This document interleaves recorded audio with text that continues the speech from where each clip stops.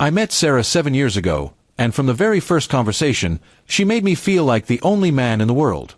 She was charming, sweet, and full of laughter. We built a life together from scratch. No big family inheritances, no silver spoon. Just two people madly in love, trying to make ends meet and dreaming of a better future. I worked long hours to provide while she stayed home to manage things and eventually started her own small online business, with my full support. I never once questioned her loyalty. I gave her access to my bank accounts, paid off her credit cards, and even helped her launch her business by investing nearly $10,000.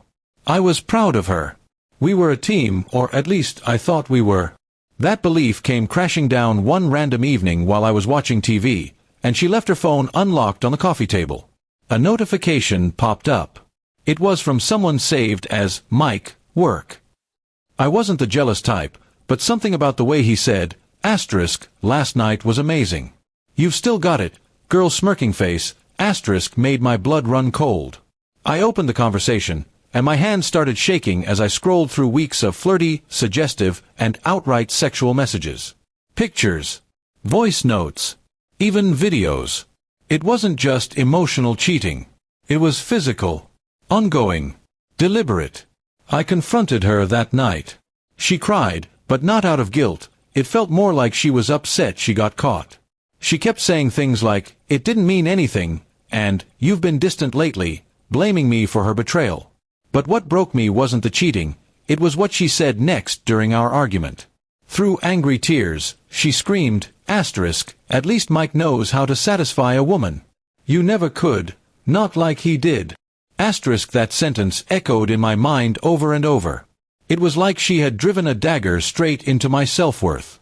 I had given her everything, my love, my money, my time, and she reduced me to some kind of joke in comparison to her ex. I didn't yell. I didn't cry in front of her. I just stared at her in silence, nodded, and went upstairs. That night, I didn't sleep. I made up my mind. The next morning, I froze all the shared bank accounts and changed the passwords to every credit card and online payment system she had access to. I also called my lawyer. That same day, I visited a locksmith and had the locks changed while she was out shopping. She came home that evening and couldn't get in.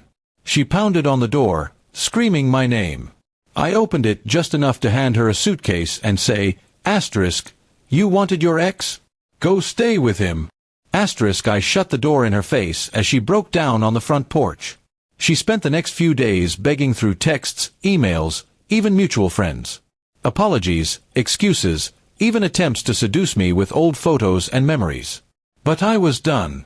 I finally saw her for what she was, a woman who didn't respect me, who took my kindness as weakness, and who couldn't even own up to her own betrayal without trying to tear me down in the process.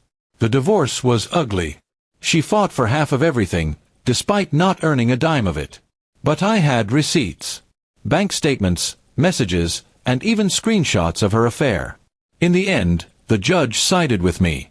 She walked away with almost nothing, and even her small business began to crumble without the financial support I once gave so freely. It's been a year now. I've rebuilt, not just my finances, but my confidence. I'm learning to love again, to trust slowly, and to never ignore red flags just because I'm in love. If there's one thing I've learned, it's this: never let anyone make you feel small in the life you built for them. As for her, I heard she tried to go back to her ex, but he wasn't interested in being her second choice. Funny how karma works.